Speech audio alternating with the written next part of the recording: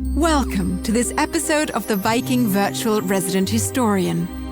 It's part of our ongoing cultural enrichment program and our commitment to destination-focused learning. A series that takes you further with unique perspectives and intriguing insights. It analyzes and puts into context important chapters of world history. The Viking Virtual Resident Historian puts history at your fingertips. We hope you'll find this episode enriching. Hello, my name is Paul Dawson. Today we're looking at Spain, and we'll follow the trajectory of its history from prehistoric times to the modern era. We'll consider how this once sleepy European backwater became the world's first global empire, and we'll follow that empire's decline through turbulent times to a period of isolation in the 20th century. And finally, we'll track Spain's emergence from that isolation to become a dynamic new democracy and enthusiastic member of today's European Union. As we'll see, this is quite a trajectory.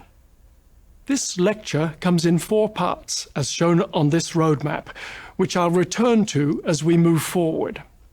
In the introduction, we'll look at Spain's prehistory and early history, long before the Spanish nation was unified out of a patchwork of independent kingdoms. Then we'll focus on 800 years of Islam, an extraordinary period that changed the face of Spain. After that, we'll track the rise of the Spanish Empire, known as Spain's Golden Age. And finally, we'll see how the modern Spanish nation has emerged today after a long period of isolation under Francisco Franco. It was John F. Kennedy who said, "Geography makes us neighbors, but history makes us friends." I've paraphrased just a little, but when you look at this NASA photograph of the Iberian Peninsula, you can see just how much geography can influence history. Let's start with the Pyrenees in the north. These mountains clearly present a natural barrier. Indeed, France, Spain's neighbor to the north, would say that they are more than just a physical barrier. They've been a cultural barrier too. French philosopher Blaise Pascal made this point back in 1670 when he wrote, and I'm translating here, "What's right on one side of the Pyrenees is wrong on the other." In saying this, Pascal was distancing France in more ways than one from its southerly neighbor. And talking of distance, let's now look to the south. It's significant that Madrid is closer to Tangiers than it is to Paris. This proximity to the North African coast helps explain how easy it was for the invading Muslims to overrun the peninsula back in the 8th century. Now let's look east to Spain's 1,000 miles of Mediterranean coast. It is this coast over time that has given easy access not only to visitors, but also to invaders arriving by ship from the east. And finally, let's look to the west. Here, it was Spain's easy access to the Atlantic Ocean that gave it a natural advantage when it began to look over the horizon during the age of the explorers. Now, I'd like to move on from topography to look at identity. Just what does it mean to be Spanish? Ask anyone in Spain to tell you about themselves, and they'll usually begin with their regional affiliation. I'm Basque or I'm Catalan, for example. They do this before they identify themselves as Spanish. A New York Times article pointed this out in 2017. It suggested that Spain was a collection of glued regions brought together uneasily under the central rule of Madrid. And it's true that across the regions shown on this map, there are not only linguistic and cultural differences, but political tensions too. These are perhaps most obvious in Catalonia and in the Basque Country. Here, separatist movements are supported by the local population despite Madrid's efforts to keep the country together as a whole. As we look at Spain's history, we'll be reminded that these differences are never very far away. Often, they're just beneath the surface. Let's put Spain's historical events into context. We'll start with Paleolithic man, who thousands of years ago left his mark in caves in northern Spain. After that, the early history of the Iberian Peninsula is one of multiple waves of invaders and settlers. These were the Phoenicians, the Greeks, the Romans, the Visigoths, and the Muslims. Then the era of Ferdinand and Isabella follows. Their marriage in 1469 united previously antagonistic kingdoms, and their reign ushered in Spain's golden age, 160 glorious years of empire building, during which Spain had the world's first global empire. We'll then see how that empire peaked and declined, and we'll see how this empire was finished for good after the Spanish-American War of 1898. And from that point on, and lasting until almost the end of the 20th century, we will see first a country divided by civil war, second, a country clamped down under a dictatorship, and thirdly, a modern nation emerging after Francisco Franco's death in 1975. We're not going to dwell too long on prehistory, but we should have a look at a cave system in Altamira in Cantabria that houses some of Europe's oldest paintings. Here we see a bison etched in charcoal and ochre on the cave roof. It's just one of many such works hidden from human view for millennia, until they came to light in the 19th century. They were first introduced to a very skeptical scientific community by archaeologist Marcelino de Sautola. So skeptical, in fact, that for many years they were considered a fake. How could such bright colors have survived for so long? Surely this was some elaborate fraud. It wasn't until new tests were developed, long after Sautola's death, that he was vindicated. Today's radiocarbon tests now suggest this marvelous bison was painted some 13,000 to 15,000 years ago. But even older art has been discovered not far away in El Castillo cave.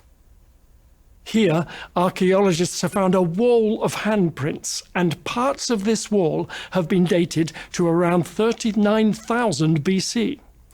This makes the El Castillo cave art the oldest such art ever discovered in Europe. Now, from the dawn of prehistory, let's jump forward thousands of years. We'll still stay in antiquity, but we'll turn our attention to those waves of migration that began around 3,000 years ago. The Phoenicians came first. As we can see from this map, those seafaring traders sailed from Tyre in modern-day Lebanon. They came to the Iberian Peninsula looking for metals, and they settled in 800 BC on the south coast. Little remains of their settlements today, but archaeologists are excited about a recent discovery of Phoenician ruins in Carteia, as we can see here at the bottom of our screen. The Greeks followed in the 6th century. Remains of a Greek settlement called Emporion have been found near Barcelona, seen here at the top of our screen. It was taken over by the Romans and then lost under sand dunes until it was rediscovered only in 1908. And then, in one more wave, the Carthaginians came from North Africa. They arrived in 575 BC, and their city of Cartagena on the southwestern coast has been an important seaport ever since. The Carthaginians were beaten by the Romans during the Punic Wars in the 3rd to 2nd centuries BC, and the Romans brought a new balance of power to the peninsula. They left a lasting mark, and they lost no time in establishing control over their new territory, which they called Hispania. Here they did what they had always done when they expanded their reach. They built new cities, new roads, and new infrastructure across the country. By the time Emperor Augustus took over in 27 BC, Hispania had become a vital source of grain and metals for the entire Roman Empire. Spain today has some of the best preserved Roman architecture outside of Italy, and here we see just a few examples. In the upper left, note the bridge at Alcantara, built by Trajan at the end of the 1st century AD. And to the right is a fine example of an aqueduct. This one brought water to the important central town of Segovia. Note the marvelous example of a theatre, here bottom right. This one in Cartagena could hold 6,000 people, and it's now beautifully restored and used for performances today. And finally, let's take in this little gem of a temple. It's called Baello Claudia, bottom left, and it's from the 2nd century, overlooking the Mediterranean at the southernmost tip of the peninsula. This is just a small sample of Roman treasures that are still found throughout the country. By the 3rd century, the Romans were becoming overstretched, and it was difficult to police their huge empire. Sensing this weakness, Germanic tribes began raids over the Pyrenees, and by the 6th century, the Visigoths had established their capital in Toledo. And despite a presence that lasted some 300 years, little remains to remind us today of the Visigoths, except for a few simple churches. There is, however, some spectacular Visigothic jewelry that has survived intact, and here we can see an example on the right. The dark and unruly era of the Visigoths was overshadowed by the brilliant period that was to come. And that period is the next momentous chapter in Spain's history, nearly 800 years of Islamic rule. The year 711 arrived like a thunderclap on the Iberian Peninsula. The Muslims had been making their way west from Mecca over the previous 100 years, and when they crossed the Strait of Gibraltar, they met very little resistance. They easily overran any opposition and set their sights on the totally unprepared Visigoths in Toledo. Toledo didn't put up much of a fight either, and after only 7 years, the Muslims had control of most of the peninsula. Our map traces the rapid advance of the Muslims from their original base in Mecca. In dark brown, we see the first caliphate under the Prophet Muhammad. In just 10 years, it had expanded to much of southern Arabia. Then, in light brown, we see the patriarchal caliphate, and they only took 30 years to spread north and west. And finally, what interests us most is the Umayyad Caliphate, seen here in yellow. They came further west and north in 90 years. And this is how the Muslims conquered the Iberian Peninsula. It's the speed of this that's really astonishing. In less than 150 years, huge areas of the Middle East, Africa, and southern Europe fell to Islam. And by the end of the 8th century, they now ruled the territory known as Al-Andalus. There are 2 dates to remember when it comes to Islamic rule in Spain. The first date, 711, we've covered already. The second date is 1492. This marked the end of Islamic rule. This was the year that Granada was recovered from the Muslims. It was the final act of La Reconquista, the reconquest. Suffice it to say that the 800 years in between were a period of virtually non-stop conflict, with Christian kingdoms fighting to regain control of territory lost to the Muslims. On our screen is a detail from a 13th century document called Las Cantigas de Santa Maria, the Songs of St. Mary, and it illustrates one such battle between the Christians and the Moors. While the Christians reclaimed cities like Toledo and Zaragoza quite easily, Granada held out. That city only fell after a 10-year campaign by the Christian monarchs Ferdinand and Isabella. But it wasn't all about war. This period was also known for an extraordinary blossoming of culture and learning. Let's look at that more closely. Between the 8th and the 14th centuries, Islamic culture was flourishing in Al-Andalus. This is known as Islam's Golden Age in Spain. It was a time of scholarship. Writers, thinkers, mathematicians and doctors all gathered in major centers of Islamic learning across the territory. There are two examples shown here. On the left, we see scholars studying at a library or a house of wisdom that would have held rare manuscripts or poetry. While on the right, we see an example of early medicine as practiced by a Muslim doctor. This vibrant culture spread all across the peninsula. But there was one center of learning that stood out above all others, and that was Cordoba. Cordoba became the westernmost center of learning in the Islamic Empire.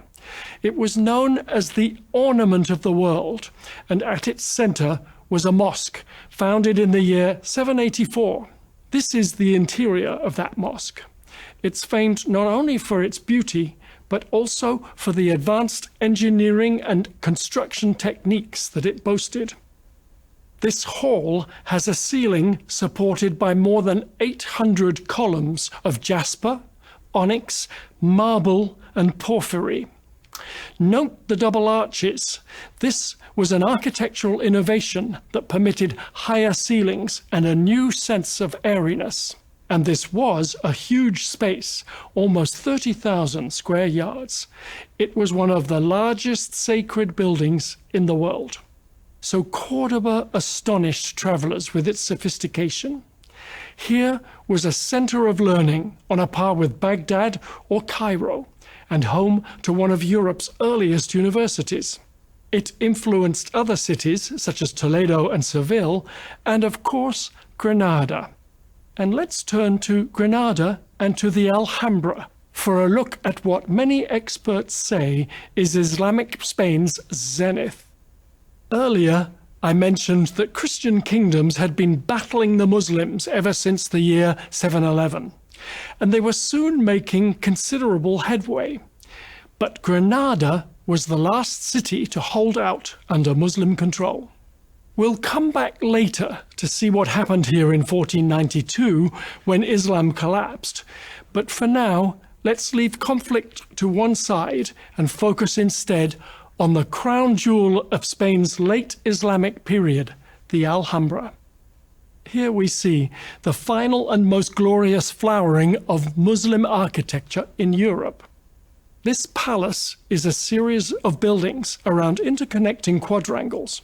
There are arcades, fountains, and reflecting pools, and all these were added onto over the centuries. Here, we're inside the Court of the Lions. This was built in the late 14th century, and it was designed to create a paradise on earth. The photo doesn't really do it justice, but what the visitor will see is a masterpiece of Spanish Islamic culture, a symbol of its richness, and the architectural pinnacle of Islam in Spain.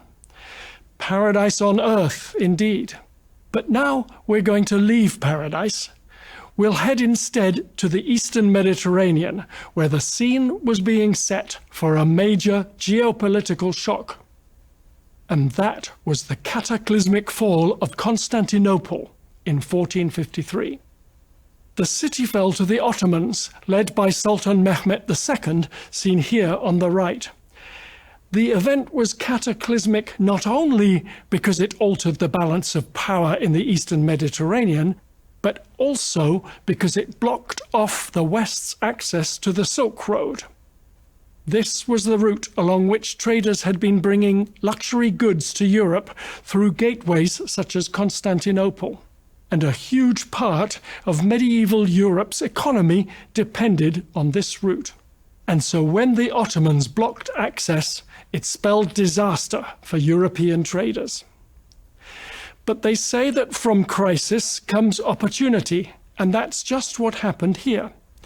That blocked route was the catalyst that forced the Europeans to look for alternatives to the Silk Road. It was the incentive for European nations, and in particular for Spain, to throw themselves with renewed zeal into exploration by sea. Constantinople may have fallen, but the unintended consequence was a race to discover the New World, and Spain was a key player. We'll now move forward a few years to another seminal event that changed the course of Spain's history, the marriage of Ferdinand and Isabella in 1469.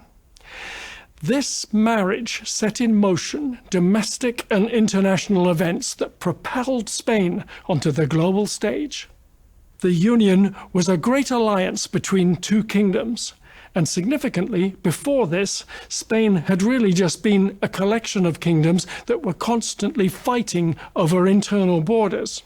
Not only did this union permit a final showdown with the Nasrids, the last Muslims on the peninsula, it also paved the way for Spain to become a dominant world power and a pioneer of New World exploration.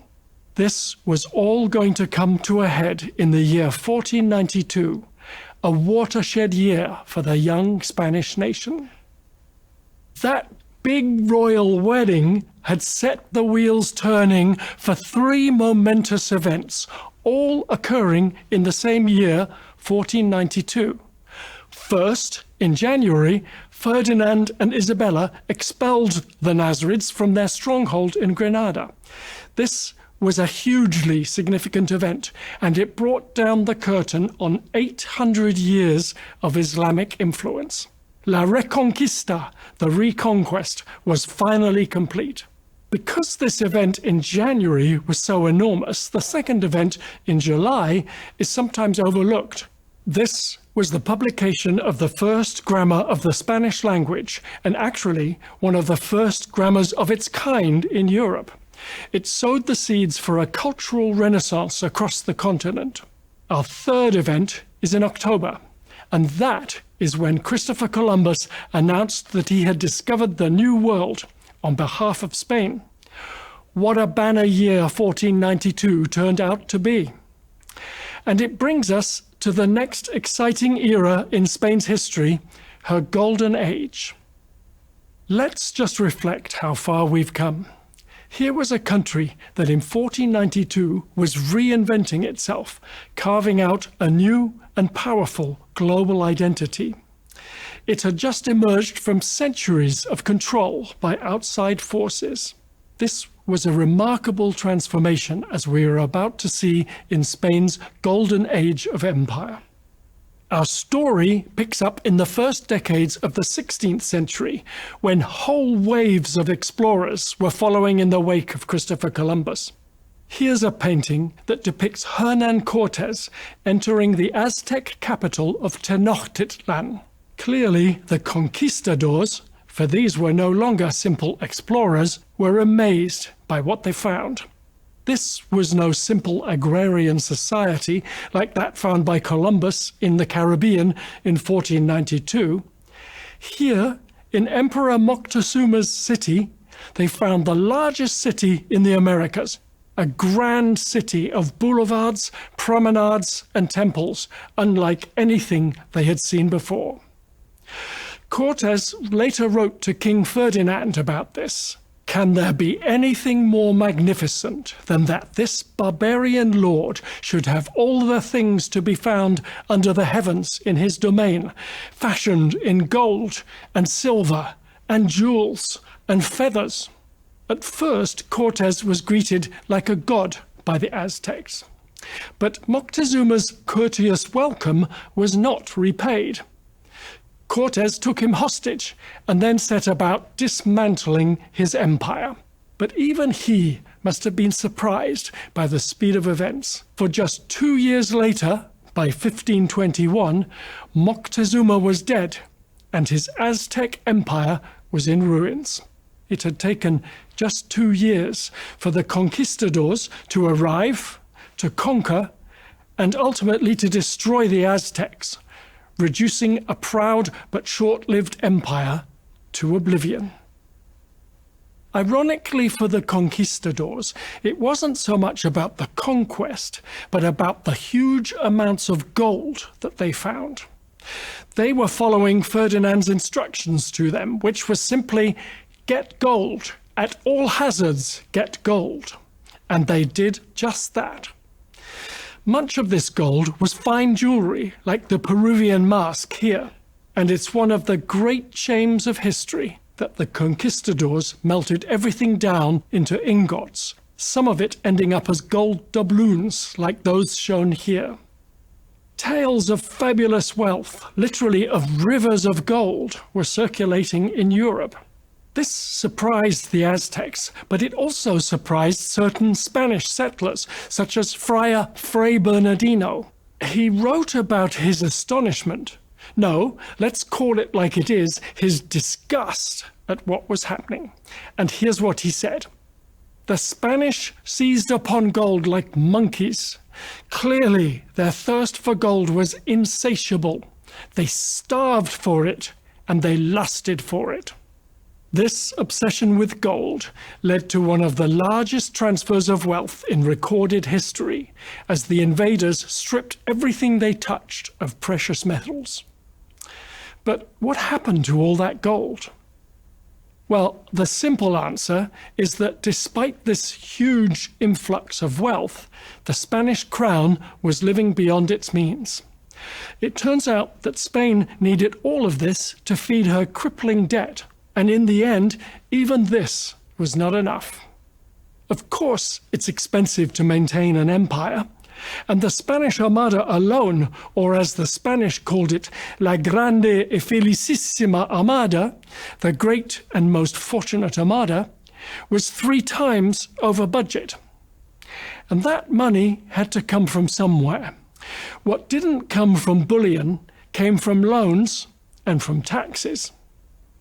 The problem here was that the Spanish nobility didn't pay any tax, and neither did the Catholic Church. What's more, the Church, which owned 20% of the land, didn't hesitate to decorate its properties with the extravagance that we see here at a church in Mexico. So, if the nobles and the Church weren't paying, who was? Inevitably, that burden fell on an already impoverished and equally unhappy peasant class. And this is how a combination of easy wealth, ruinous foreign policy, an expensive empire, and an unbalanced society eventually brought the kingdom to its knees. Remember, weren't we only just talking about the miracle of 1492? Well, here we are, just over 100 years later, and it's a very different picture. By 1660, the economy was in such a parlous state that Spain defaulted on her debt. Clearly, some very serious cracks were appearing in that seemingly invincible empire. Historians mostly put the blame for all this on ineffectual government, but other factors were in play too.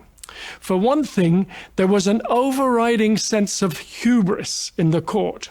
We see this in the words of Gaspar de Guzman, painted by Velázquez and shown here on our screen. What he actually claimed was that God is Spanish and fights for our nation these days. Now, there's hubris for you. The early decades of the 17th century were a time of immense stress.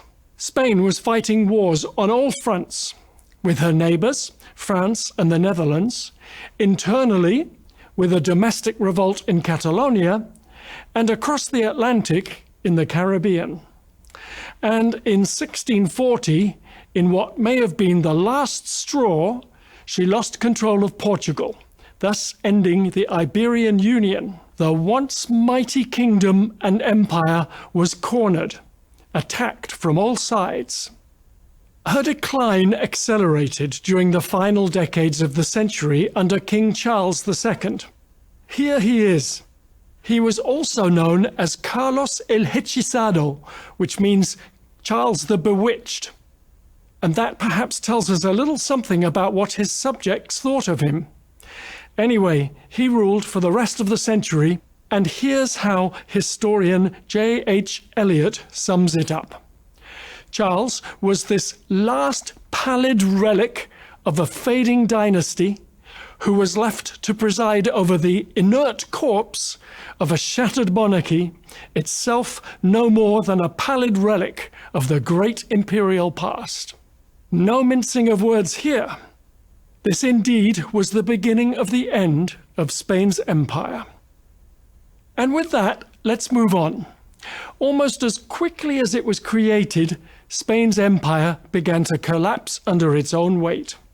We're not going to dwell upon the details surrounding the events of the next 2 centuries, but we will see how other countries began to assert their dominance in the turbulent years of the 19th century. After the glories of empire, the realities of the 19th century hit Spain hard. This was a century marked by invasion, resistance, popular uprisings, and humiliation. Some of that tumult is captured here in the background of Francisco Goya's painting called May the 2nd, 1808. It shows the Spanish people rising up against the French, who had invaded Spain the year before. Napoleon had overthrown King Charles IV, and in a wildly unpopular move, he'd placed his heavy-drinking brother Joseph on the Spanish throne. He was officially King Jose I, but his nickname was Pepe Botella, which loosely translates as Mr. Bottle. 1808 saw the start of the Peninsular War, in which Spain became embroiled in conflict with her neighbours. And then the century continued as it had begun, with even more turmoil. In the upper right of our screen is King Ferdinand VII, who returned to the throne in 1814. Now, he's a case of being careful what you wish for. The Spanish were delighted to see the back of Jose, but Ferdinand turned out to be worse. Indeed, in the words of historian Stanley Payne, he was cowardly, selfish, grasping, suspicious, and vengeful. He certainly did nothing to improve the situation of his people. Then, as we move around the screen, we have Isabella II. Hers was unfortunately another troubled and unstable reign. Then came young King Alfonso XII. He died at the age of 27. He was followed by Alfonso XIII, who was on the throne from 1885 right through to 1931. His reign brings us to the end of what can only be described as a turbulent century for Spain. We'll come back to King Alfonso later, but first, let's look at the year 1898, considered by many to be the year that Spain lost her empire for good. We're going to Cuba, where Spain had been ruthlessly quashing previous attempts to gain independence. America, under President McKinley, had largely remained on the sidelines, but he eventually sent the battleship USS Maine to Cuba, hoping that this would send a signal that America was paying attention to the unrest in its own backyard. Everything changed on February the 15th, 1898. As the USS Maine was docked in Havana, an explosion tore through the vessel, killing 260 men. What had begun as a peace mission quickly became outright war. In fact, a splendid little war, in the words of Secretary of State John Hay. Splendid perhaps for the US, but nothing short of disastrous for the Spanish, as it heralded the end of her once great empire. On our screen, we see one of the most famous images of that war, Teddy Roosevelt with his Rough Riders. They are best remembered for their charge up San Juan Hill on July the 1st, 1898. And it was only a few days after this that the Spanish fleet fled Cuba. And in just a matter of weeks, the war ended with defeat for Spain. The whole conflict lasted less than a summer. By August, it was over, and it sounded the death knell for Spain's empire. The 19th century had been hard, but what was to come was even harder. Let's go back to King Alfonso XIII, who entered the 20th century on a wave of unpopularity. Here's a little anecdote. It concerns his communications with his generals. They were fighting a war in Morocco to protect Spain's interests there. When it first looked as though Spain was winning, Alfonso sent a telegram to his generals saying, "Hurrah for real men!" But in 1923, while he was relaxing on a French golf course, he got news of Spain's terrible defeat at the Battle of Anual. His response was telling. He simply shrugged and resumed his golf game, saying of his soldiers, "Chicken meat is cheap." No wonder that one of his generals, Miguel Primo de Rivera, seized power in a military coup in that same year, 1923. Despite this coup, Alfonso, who's seen here with Rivera, managed to hang on as king for a while. But in 1931, even he had to bow to the inevitable. That year, the Republicans won a landslide election victory. They proclaimed Spain's Second Republic and announced a new constitution. This was a major advance for the Spanish people. It guaranteed freedom of speech and voting rights for women, and it also stripped the nobility of all their privileges. And in a move that was to come back and haunt the country, its regions were granted autonomy. This was a new and optimistic start for the nation. But that optimism didn't last long. Spain's economy was crippled by conflicts between opposing political parties. General strikes led to economic gridlock, and eventually the country descended into all-out civil war. General Francisco Franco, seen here on the right, first emerged on the scene with a failed attempt at a coup in 1936. Despite this failure, he had the platform that he needed to begin a war, pitting left against right. On the left were the Republicans, unions, peasants, communists, and anarchists. And on the right were the nationalists. Though it was essentially a domestic civil war, several foreign entities supported the conflict.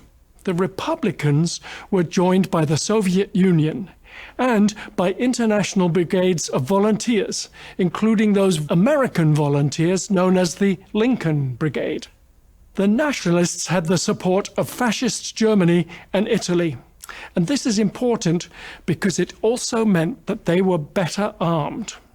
This war was the outcome of a polarization in Spanish society that had been simmering for decades, and it had come to a head under Alfonso XIII. It was arguably the most ferocious and bloody conflict ever fought on Spanish soil, marked by long periods of stalemate and punctuated with occasional rapid and violent breakthroughs.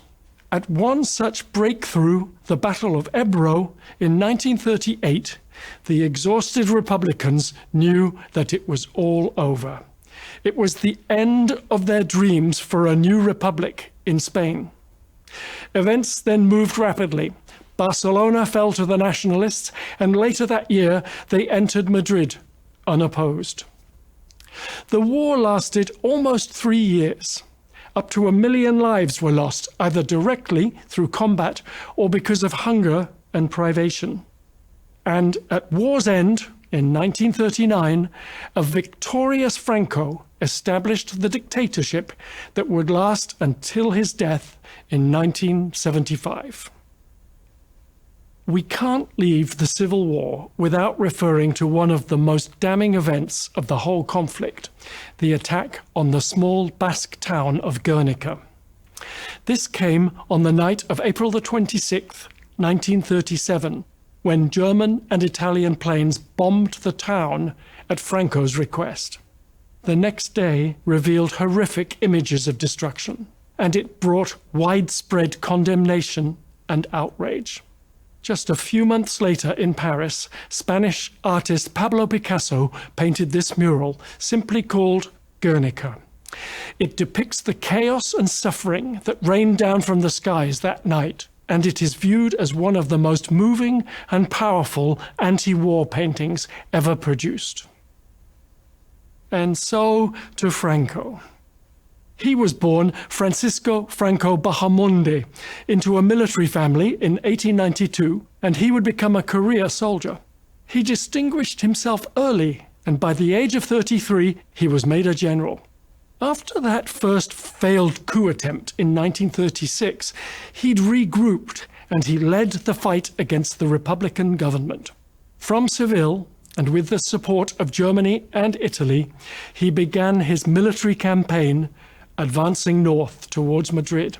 3 years later, the Republicans surrendered, and Franco, by then known as El Caudillo, the leader, began the dictatorship that lasted until his death.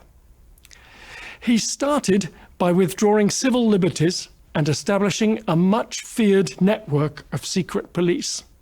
He outlawed unions, and he banned the Basque and the Catalan languages. And while he'd ostensibly kept Spain neutral during World War II, he'd always been sympathetic to Hitler. And this was remembered after the war, when the United Nations maintained Spain's isolation. For a while, this hurt Spain's economy, but things improved somewhat during the Cold War, when Franco's staunch anti-communist stance brought a softening of attitudes in the West. Over time, however, he gradually began to relax certain controls. He lifted some censorship, began some economic reforms, and opened up the country to tourism. And crucially, he prepared Prince Juan Carlos as his successor. In 1969, with his health declining, he made that nomination official. Not long after this, Franco's health began to fail rapidly, and he disappeared from sight. Hospitalized, he lapsed into a coma, and on November the 20th, a shocked nation learned of his death. It was reported that on his deathbed, he asked for a pardon from all his enemies. He also asked the Spanish people to be loyal to his designated successor. And in a prescient warning, he reminded the nation to keep the lands of Spain united. Just 2 days after Franco's death, Juan Carlos was sworn in as Spain's first king since 1931, and the country began its transition towards democracy. Juan Carlos was a capable leader, and he's credited with successfully guiding Spain through this difficult transition.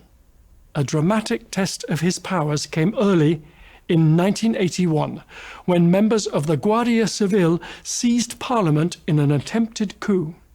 Juan Carlos, in the uniform of the Spanish armed forces, appeared on television to support the legitimate democratic government. The coup failed. This was a country that was determined to stay on the path of democracy. And it was with those first democratic steps in 1975 that Spain emerged from decades of isolation. Later, in 1986, Spain became a proud new member of the European Union. And since that EU membership, and then joining the euro in 2002, the country has witnessed a sustained period of growing prosperity. From a position of laggard in the 1970s, Spain's economy has rapidly modernized, and it is now on a par with other European countries. We're coming to the end of the lecture, but before we finish, let's go back to Franco's words on his deathbed, "Keep the lands of Spain united." They were prescient words, pointing to an independence issue that has long remained at the heart of national discussions. One region in particular makes headlines here, and that is Catalonia. And every year, on September the 11th, Catalonia's National Day, crowds like these gather to demand progress on the question of independence. Recall, if you will, the article that I mentioned from the New York Times. It described Spain as a collection of regions that seemed to be arbitrarily glued together by Madrid. Well, now, more than ever, that glue is being put to the test. But even as we recognize these underlying tensions, let's consider how Spain is much more today than a collection of loosely glued regions. It's a country that is rooted in ancient traditions.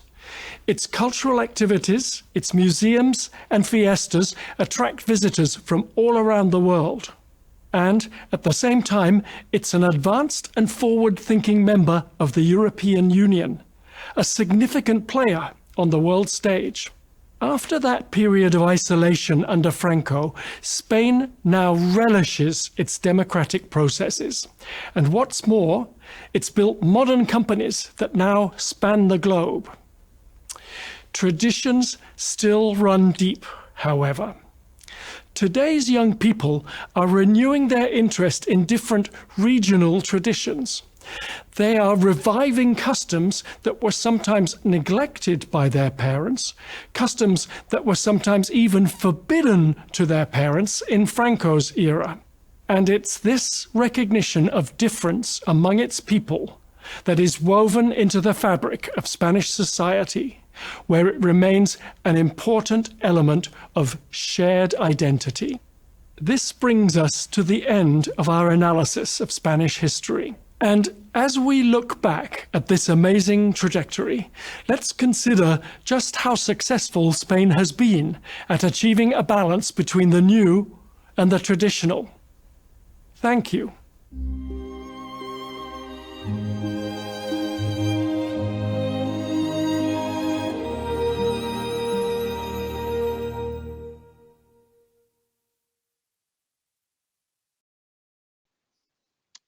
Hello, and welcome to this edition of the Viking Resident Historian Program. Now, please don't adjust your sets because this is not Charles Doherty. My name is Paul Dawson, and I've been working with Charles over the last few years on the development of the lectures that you hear in the Star Theatre aboard the oceans. And about 5 years ago, I got involved with Viking on the launch of the Bordeaux River Cruise in southwestern France.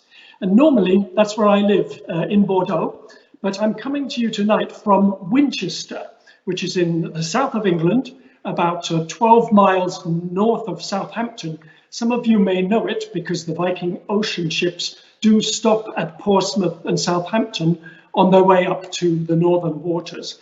It's the ancient capital of Wessex, home of King Alfred, and not a bad place to be spending a lockdown and unable to get back to Bordeaux.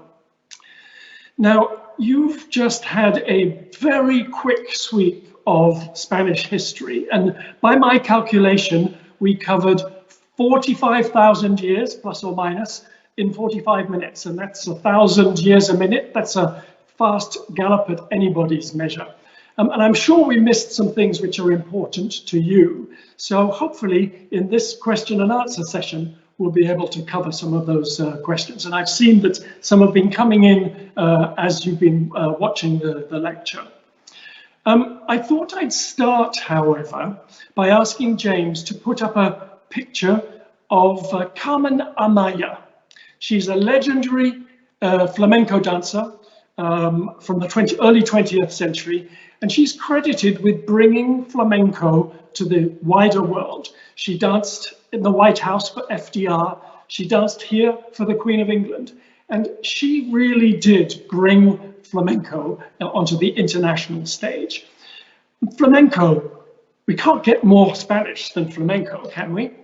Well, in fact, when we look at the roots of this ancient dance form, we find that the roots go right back to mystic Sufism in the Middle East. And indeed, the word itself, flamenco, comes from the Arabic for wandering peasant. So here we have a quintessentially Spanish art form, which comes to Spain from across the borders of Africa. And I'm going to ask James to put the second picture on the screen, and this is a Galician gaitero from northern Spain and northeastern Spain.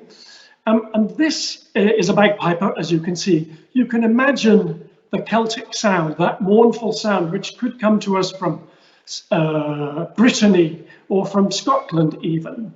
And yet this Celtic sound comes to northern Spain from the Visigoths, who lived there in the 5th to the 8th centuries. So Spain, two faces of one very complex country. And I hope to be able to share some of my love for this country with you over the next few minutes. I lived in Spain for about 7 years in the 1990s. And at the end of the question and answer session, I want to leave a little bit of time to introduce you to a wonderful 92-year-old. She's called Doña Ramona. She's feisty. She has a blue beehive, a deep singing voice. And she it was who was my teacher when I lived in Spain in the 1990s. But I'm hoping that you will gain some insight into how Spain has become such a multifaceted country over the centuries. But let's now turn to some questions. They've been coming in while you've been watching the lecture, and they're coming in different timings. I'm going to start with one from Dave in Bowling Green, Kentucky, because it actually deals with right at the beginning of our lecture, the Altamira Caves. He writes, can we visit the Altamira Caves? Well, Dave, the answer is yes, you can. Viking docks in A Coruña, which is about 3 hours fast car drive from Altamira, which is in northeastern Spain. So you could get there if you get up early in the morning and you'd be back in the same day. And when you do get there, you see this amazing replica of the caves themselves. It's a bit like the caves in the museum in Lascaux, for anybody who's been to the caves in southwestern France. And why a replica? Well, because so many people in that enclosed space has been damaging the delicate paintings. So the replica is built for us all to enjoy for the rest of time. But the great thing about Altamira is that you can put your hat in the ring first thing in the morning for one of 5 tickets to visit the caves themselves.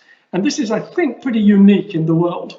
You have to sign your life away that you won't breathe on anything, touch anything, take any photos, and you have to wear a hazmat suit to protect the environment, but you get to spend 40 minutes in the caves themselves with a docent. And what a marvelous experience that would be. So Dave, yes, you can visit the caves, and if you do get there, I hope you win the lottery and get inside yourself. Okay, let's move on. Here's one from Alan in Chicago. And he writes, why were the Jews expelled in 1492? Well, Alan, that is a really big question. And I see that a couple of other people have been asking similar questions about the role of the Jews in Spain. And yes, 1492 was the year Ferdinand and Isabella were on the throne. And they'd started the year by finally getting back into Granada. In January, they reconquered Granada from the Nasrids, and that brought to an end the Reconquista of the past centuries. So they wasted no time after that in turning their attentions to the Jews. And by March, the Jews were told to leave, and they were given 3 months to do so. Why would they focus on the Jews like this? Why would they target the Jews? Well, I think you have to remember the context of the period, which is that there had been waves of anti-Semitism across Europe in the previous centuries. And Ferdinand and Isabella, by targeting the Jews, were touching on a troublesome concept called limpieza de sangre, which means cleanliness of blood or purity.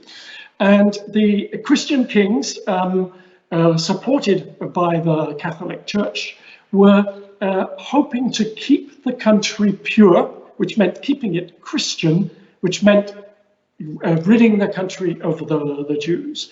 And this was a terrible disaster for Spain, because it basically gutted the economic and the intellectual base of the country. Gone were the doctors, the mathematicians, the philosophers, as well as the bankers. And Spain took a number of decades, centuries to recover from this massive blow. But there is an interesting sidebar, postscript, if you like, which is that in 2015, I think it is 2015, the Spanish government issued an apology to the Jews. They said that anybody who could prove they had Spanish Jewish ancestry could apply for Spanish citizenship. And this was seen at the time as a very symbolic gesture, nothing much more. But in fact, over 130,000 people applied for Spanish citizenship, bringing perhaps a little bit of an expiation for this dark stain on Spain's and indeed Europe's history, 1492. So a complicated answer to a very complicated question, but I hope it gives you some insight. Erin in Vermont writes, why did the Aztecs fold so quickly? Well, that's an interesting question. 1519 is 1521 of the 2 years that Hernan Cortes came to the Aztec Empire. He landed in the Caribbean and traveled on horseback across to Tenochtitlan, which was the capital of the Aztec Empire, emperor being Montezuma.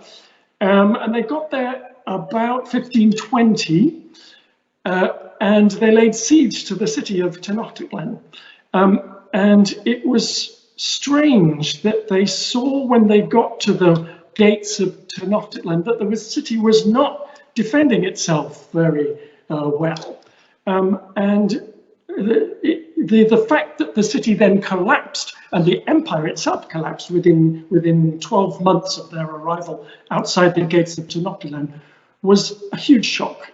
It couldn't have been just due to superior weaponry, to steel or to cavalry or to gunpowder, although I'm sure that all helped.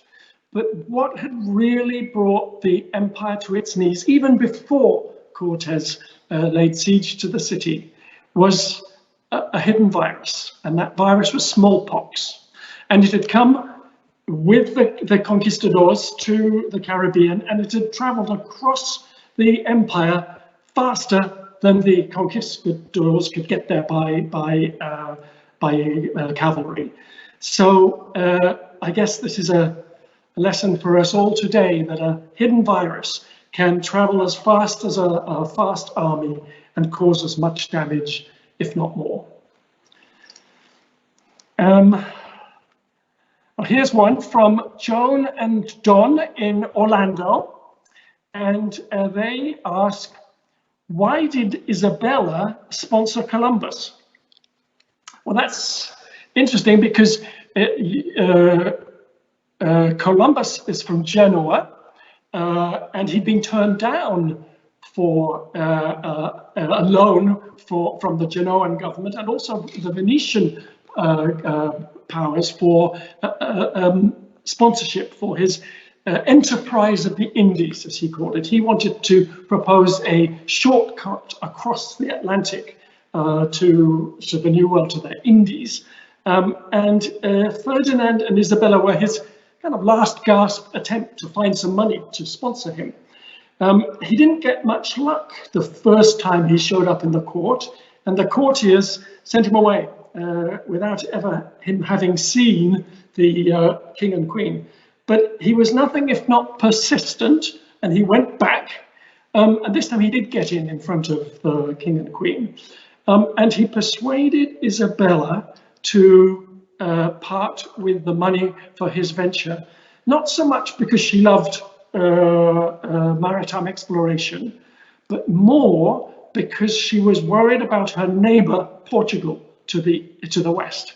Portugal, under King Henry the Navigator, had been making inroads down the west coast of Africa on their way to what would eventually be their discovery of the Indies. And Queen Isabella, probably a bit like our millennial grandchildren today, had a fear of missing out. And so that fear of missing out on exploration, coupled with Columbus's persistence, meant that Columbus got the money to look for the West Indies. And just as a postscript, he went to his death after three more trips to the West Indies, thinking that he had found India. And it wasn't until after until his deathbed that he knew that he didn't find it. Susie and Ken in London, UK. Thank you, Susie and Ken, for staying up late with us tonight. They ask, where does the word Moor come from? Well, we all know the word Moorish from Moorish architecture, the Moorish legacy of Granada and Seville.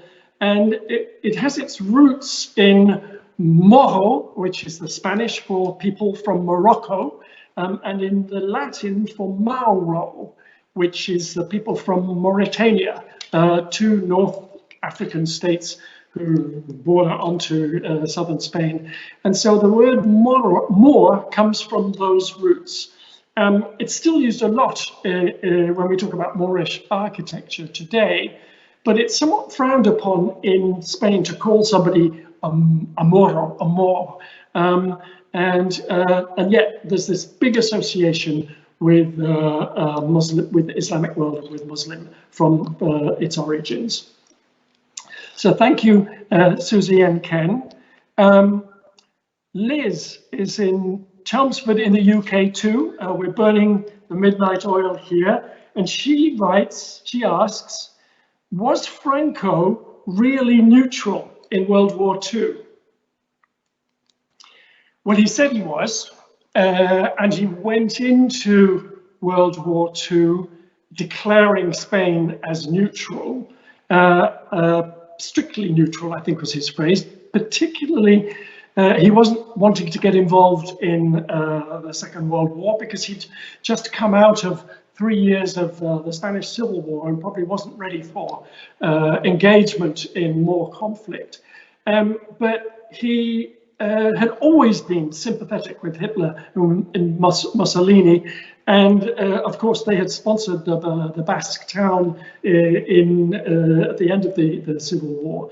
But he changed his mind in 1940 when France fell to the Germans. And he decided that he would try and approach Hitler to join the Axis.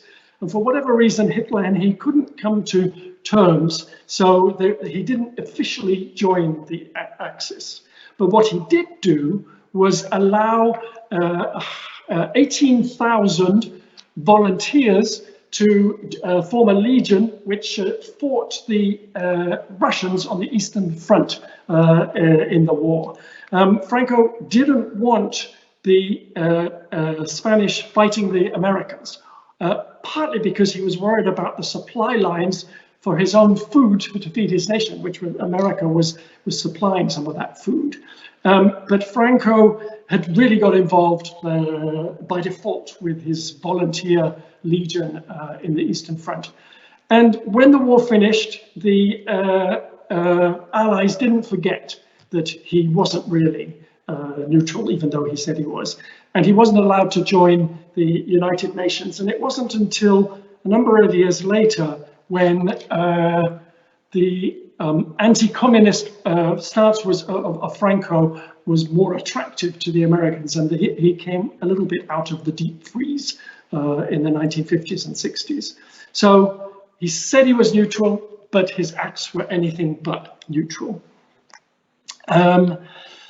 Here's one from Leslie in Wichita, Kansas. And she asks, what was behind the slogan, Remember the Main. So now we're jumping back to 1898, to the Spanish-American War. And the full phrase, it was, "Remember the Main, to hell with Spain." And it was the battle cry of the Americans who got involved in the war with Spain in Cuba.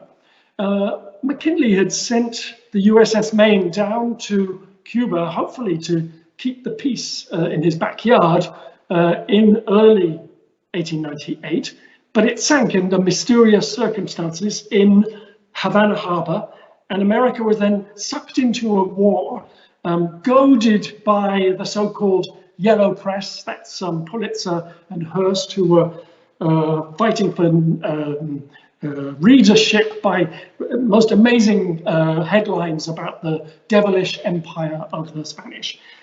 So American volunteers poured into Cuba to fight against the Spanish, including the Rough Riders who went up San Juan Hill towards the end of the war. And the war was 4 months long, 4 and a bit months long, and it ended in triumph for the Americans and disaster for Spain, because not only did she lose Cuba, she also lost Puerto Rico and the Philippines and Guam too. So a once global empire was reduced to its ashes by the August of 1898.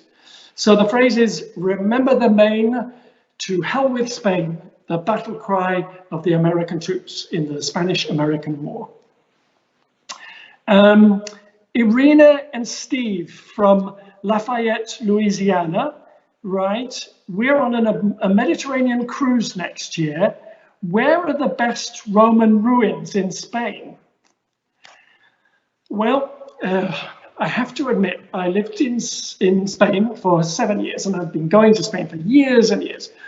But I've never been to Mérida, which I hear is the place to go for the most complete collection of Roman ruins in the whole country. It's about an hour and a half north of Seville, I think. I can't remember exactly, but and it's definitely worth a detour if you really want to see Roman Spain at its best. But when you're on a Mediterranean cruise, especially if you go down the eastern seaboard of Spain, we do get to see some pretty nice Roman ruins. Barcelona, my hometown, if you like, has got a wonderful Roman museum where you look down through glass partitions into a sort of Roman street that has been excavated, and there are shops and houses, little bathhouse. It's very, very nice. And Cartagena, of course, which I think was in the lecture, has got a wonderful Roman amphitheatre. So we do see some pretty interesting Roman ruins if you have your eye out for them while you're on Viking on the eastern seaboard.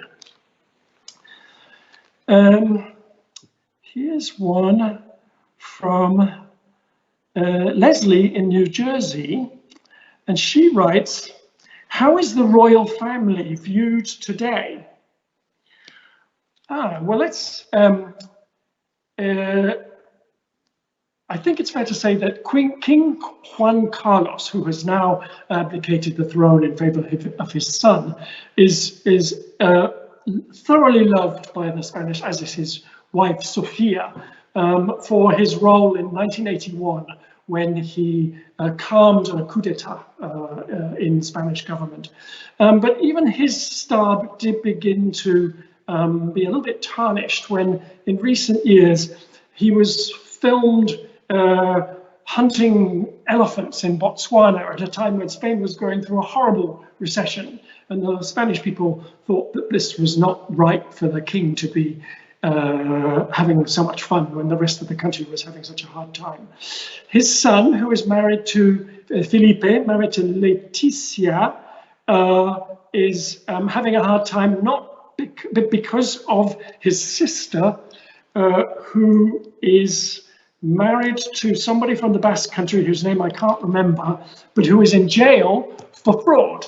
So the Spanish throne, its crown has slipped a little bit, and the royal family, although still kept in high regard, is looked at more realistically today, as probably are all the royal families of modern Europe under today's scrutiny of the press. So plus and minus is the answer to that question, Leslie. Let's see. We've got time for one more question. Linda in Sparta, New Jersey. She asks, she says, the Spanish Empire collapsed so quickly. Any reasons? Well, the Spanish Empire, of course, Columbus planted the flag for Ferdinand and Isabella in 1492, and the Spanish Empire then grew rapidly over the next 2 centuries to encompass all the way from Northern California, those mission towns in Northern California, down to Tierra del Fuego. Vast empire, the biggest of its kind in the world at the time. And it grew very quickly into the 1650s, was a major force with the Spanish flota, treasure fleets, coming back across the Atlantic, bringing gold to the kings of Spain.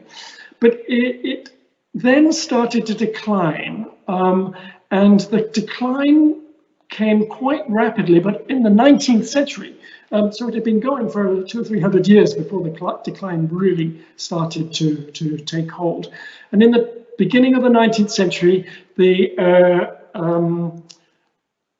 independence heroes of Simón de Bolívar and José de San Martín were slowly picking off country by country as independence came to those countries, and Spain's empire began to collapse. With that final collapse, if you like, as we talked about in 1898 with the fall of Cuba. And that was my timer going off to tell me that I should be ending so soon that my time is up. But that is 400 years, and I guess the Roman Empire was only about 400 or 500 years. So in terms of a length of empire, it was quite long. It just went up very quickly and started to decline quite rapidly. So thank you for that question. Now, I promised you at the beginning that I would introduce you to Doña Ramona, my beehive, blue beehive, singing landlady from Barcelona. And I have to thank her because she taught me my love of Spain. As my landlady, she was an amazing woman. She invited me down regularly and gave me history lessons. And she had a certificate on her wall in her sitting room. And it was given only to those people who could quote off by heart for 1 hour from Cervantes' Don Quixote, that marvelous novel written in 1605 by Miguel de Cervantes. Still the best loved work of writing in Spain. And she told me that for her, Don Quixote was a hero because he opened a window into the soul of Spain. And I found that hard to understand because my understanding of Don Quixote was this kind of bumbling aristocrat who wandered around Spain, tilting at windmills. That's where that phrase comes from. Or the phrase quixotic comes from there too. Quixotic meaning impossible dreams, unachievable dreams. And talking of impossible dreams, that would be an excuse for Doña Ramona to burst into song and sing off by heart in English all the verses of The Man from La Mancha, that musical from America. So this remarkable woman told me that, you know, you English people, you British people, you're so sure of yourselves. We Spanish are much more quizzical. we ask ourselves questions all the time. We have self-doubt. And for her, Don Quixote was that hero of self-doubt and that window into the Spanish soul. And I always thank Doña Ramona for bringing me that insight into Spain. And in terms of other heroes or villains that are taught in schools, I asked my friends in Spain who they learn about today, and they reminded me that they mostly went to school under Franco, and there was no question that the heroes were the Christians and that the villains were the Muslims under Franco. And they told me about there was one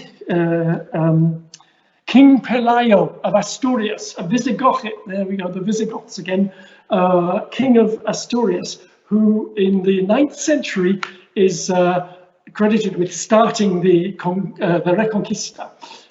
Somebody that we've never heard of outside of Spain, a hero to Spanish children. Although they did tell me that, as in the rest of the world, nobody in Spain is learning much history at all in schools anymore, which is a real pity.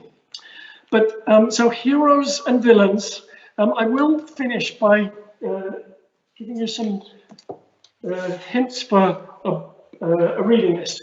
And I will ask James tomorrow to put a full reading list online for you. I've got about a dozen books to share with you, but I wanted to show you just 3 tonight. Obviously, this one, Don Quixote, wonderful pen and ink drawing by Picasso. This appeared on CNN this last weekend as one of those books that we should all be thinking about reading now that we have no excuse during lockdown. So we have no excuse not to be reading Don Quixote.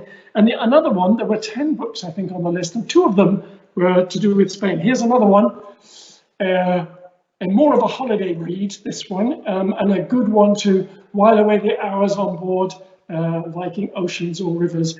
James Michener, Iberia. The Wall Street Journal says massive, beautiful, unquestionably some of the best writing on Spain.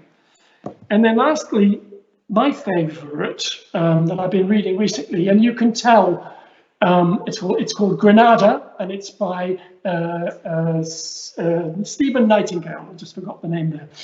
You can tell it's a nice book that I've been enjoying because I've lost the dust cover, and I noticed that it has a British Airways long-haul boarding pass in there, so I've been reading this on a plane at some stage. But it's a story about an American couple, young American couple, who go to the ancient Jewish quarter of Albayzin in Granada and buy a little house, which they do up in the last 10 years or so. And it's this mixture of a love affair with Granada, Spanish history, and great armchair reading for you. So Stephen Nightingale, Granada, to be put on your must-reads as soon as you have the opportunity. And with that, I realize I'm running out of time, so I'd like to go back to Don Quixote and finish with this quotation from Don Quixote, 1605, and he writes, "Fortune always leaves a door open in adversity in order to bring relief." And gosh, that was written over 500 years ago. And how does that speak to us even today? So let's hope that fortune will indeed open a door to in our adversity to us today. With that, I'd like to thank you very much for being with me today. Charles Doherty will be back. He's been in his vegetable garden all week, so he'll have dirt under his fingernails, and he'll be talking to you about the Netherlands, the history of the Netherlands, and then I'll return 2 weeks after that to take you through the history of France. And with that, I'd like to say thank you very much for being with me, and good night from Winchester in the United Kingdom.